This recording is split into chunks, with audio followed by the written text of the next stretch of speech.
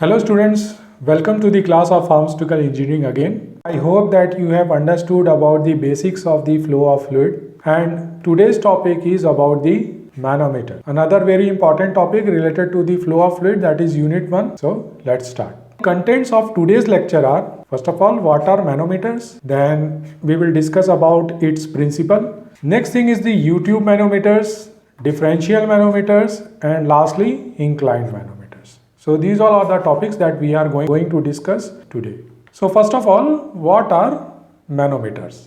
These manometers are basically precision instruments that are used to measure pressure exerted by a gas or liquid. So nothing to explain in this line. These are basically instruments that are used to measure the pressure of gases or liquids. These manometers are of various types, and these are employed depends upon the ranges of pressure that we are that is to be measured, and another thing, that is the degree of precision required. So let us discuss about its principle. The basic measuring principle of the liquid manometer is that pressure applied is balanced by the weight of a liquid column. So this is its principle. I know that these lines are new for you. Certainly you will understand this when we will proceed to the types of manometer. But in brief, these manometers works on the basis of a pressure that is applied over any other liquid because of its weight. So this is actually the basic principles on which all manometers works. The sensitivity of the instrument depends upon the density of the manometric fluid. Basically in the manometers we are using reference fluids, and these reference fluids are known as manometric fluid, and these manometric fluids are of different types. For example, some commonly used manometric liquids that we are using in the manometers are water, alcohol and mercury, and out of this, mostly in the case of manometers we are using mercury. So let us discuss about the U-tube manometer first. What is this U-tube manometer? U-tube manometer is a device which measures pressure at a point in a fluid contained in a pipe or vessel.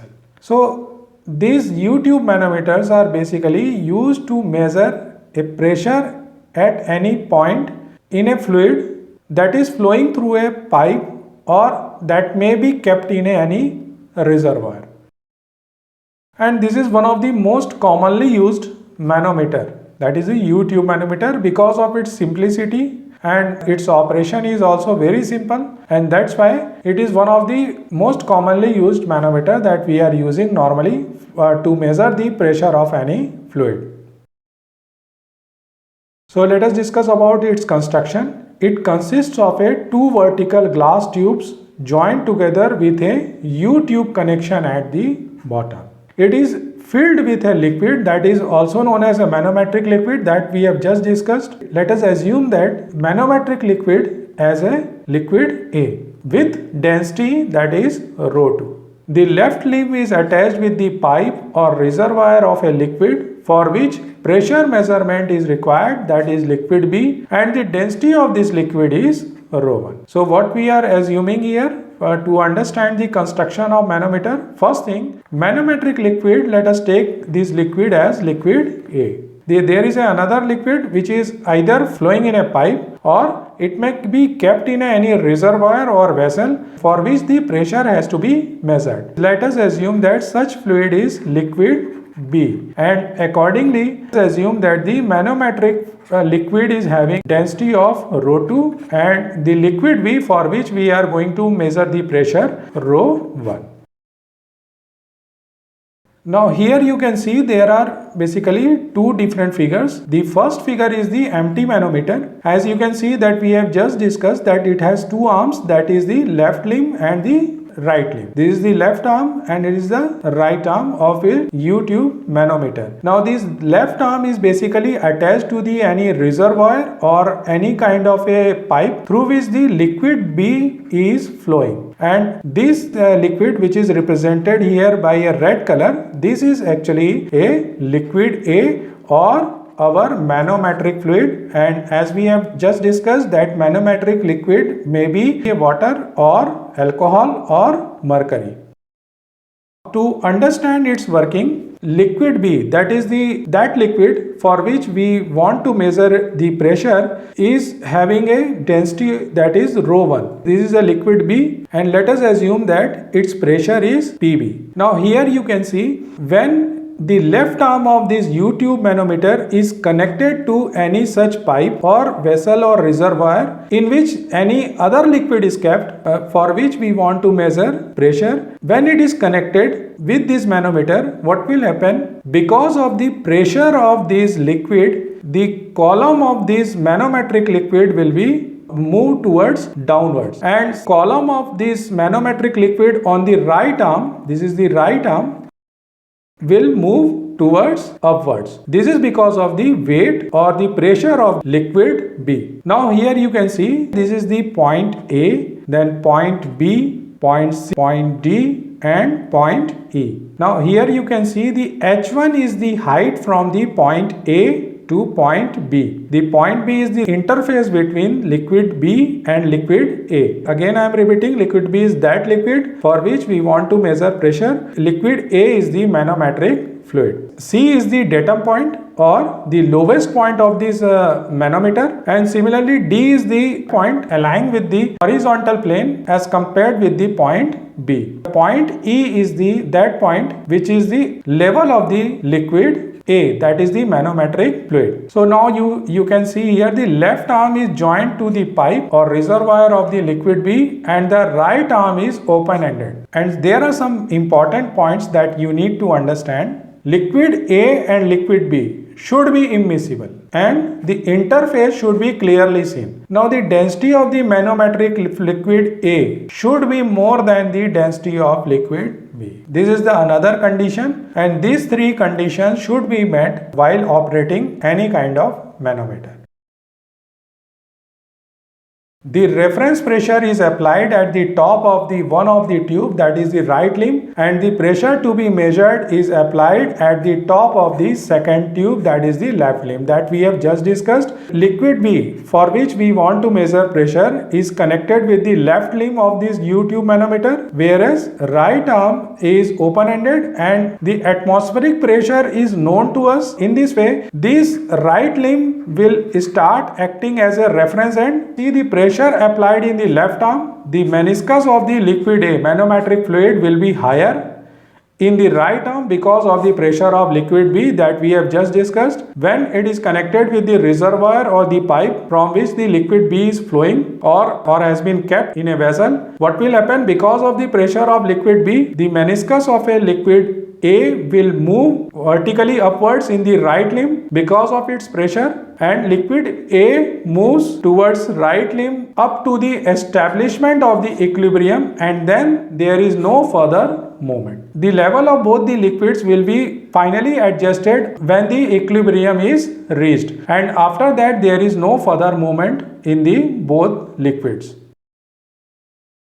Now let us assume that the pressure of liquid B is PB, that is the pressure that we want to measure. Density of liquid B is the rho 1, already discussed. Density of liquid A, that is the manometric liquid, that is rho 2, and distance of AB, that is the H1, and distance DE, that is H2, and distance from datum to point C. Here you can see that is the datum from point C, that is the H3. Point C is the datum point. From this distance to point D, this is the point CD, that is the vertical height is H3. Since both the liquids are now in an equilibrium position and there is no further movement, now according to the law of hydrostatics, an equation of all the pressures at their respective points, equation can be written on the basis of the pressure or the force that is exerted by these liquids in different points. Consider the case of point A first. So whatever be the pressure point A, that is because of pressure that is due to liquid B only, and that's why here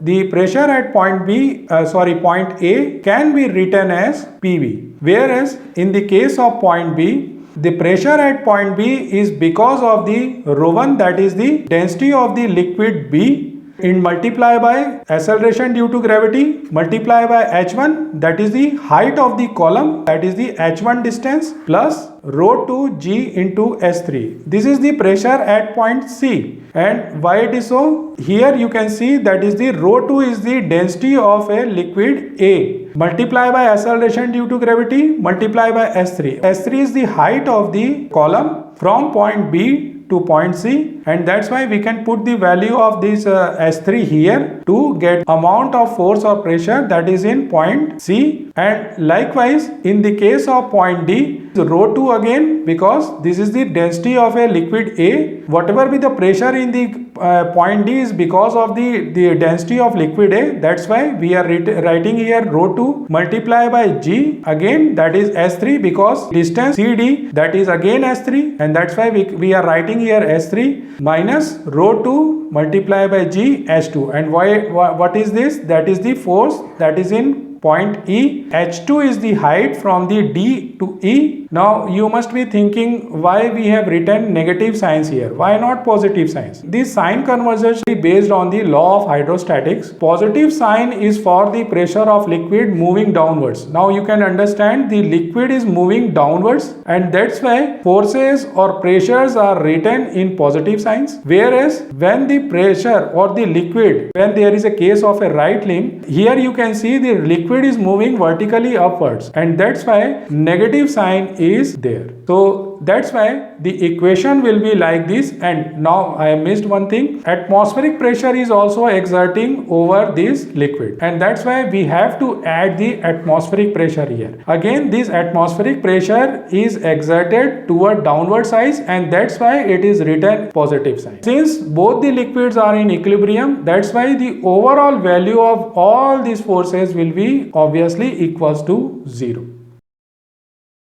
Now next thing, as you can see here, two values are similar to each other, and that's why both the things can be nullified. And now we are getting another equation, that is PB multiplied by ρ1 G H1 minus ρ2 G H2 plus atmospheric pressure, that equals to 0. By simplifying this equation, we are getting the final equation of our manometer, that is PB plus that pressure that we are going to measure plus atmospheric pressure is equals to G is the acceleration due to gravity, multiplied by ρ2 is the density of a liquid A, S2 is the height of the column. Again, these all are their respective values. The atmospheric pressure can be simply measured by using barometer in the right limb. If we put the value of atmospheric pressure in the equation 2, we will get the absolute pressure in this way. But if we put the value here 0, we can also measure the pressure PB. So this is the overall working of the U-tube manometer. This is the actually a manometric equation for U-tube manometer. Now next thing is the differential manometer.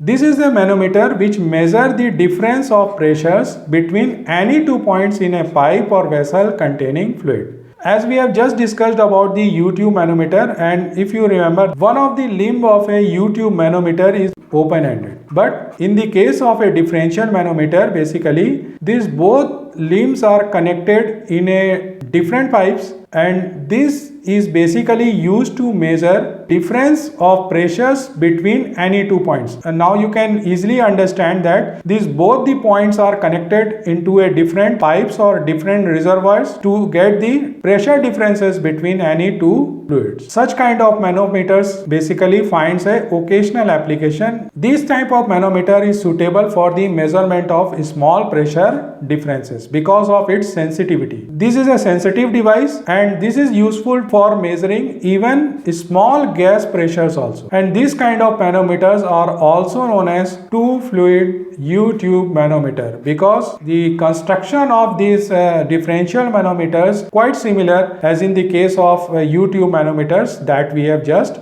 discussed. Now let us discuss about its construction. It contains two immiscible liquids, that is liquid A and B, having nearly same densities. In the case of a differential manometer, there are basically two different manometric fluids which are used in a differential manometer. The U-tube consists of enlarged chambers on both limbs, and hence the meniscus of the liquids in these enlarged chambers does not change appreciably with changes in the reading, that is R. So let us discuss about its construction. This is a diagrammatic representation of a differential manometer. The overall construction is almost same as in the case of a U-tube manometer, but here you can see there are basically two enlarged chambers are there. There are basically two enlarged chambers on both the limbs. This is the left limb and this is the right limb. In both the limbs there are enlarged chambers. There are basically two different manometric liquids. For example, there is a liquid A and liquid B that is represented here by these red dotted lines and the green dotted lines. These both are basically manometric fluids. If P1 pressure is more, then this will exert a pressure over liquid B, and because of the enlarged chamber, what will happen? The change in the meniscus in this enlarged chamber will be very less as compared to the changes that will occur in this U-tube manometer. And why it is so? Because it is having a large cross-sectional area, whereas this U-tube is having a less cross-sectional area, and that's why a slight movement of a liquid in these chambers will produce a very large difference in the readings, will give a huge deflection in the readings in these U-tubes. And that's why, and this is the reason why it is more sensitive than that we have just discussed, that is in the case of U-tube manometer. Now, using the principle of simple manometer, the overall principle is same. The pressure differences between 2 points, that is the del P, P1 minus P2, equals to the R multiplied by rho C minus rho A multiplied by G. And what is this R? R is this deflection in the reading, the difference between 0.4 and 0.5. Thing is the rho C, and what is this rho C? Rho C is the density of liquid C. Similarly, rho A is the density of liquid A. So by putting all these values, we can calculate the difference in pressure between two different points by using differential manometer. So let us proceed to the next topic, that is the inclined manometer. This manometer is actually used for the measurement of a minute pressure differences between any 2 points in a fluid contained in a pipe or vessel.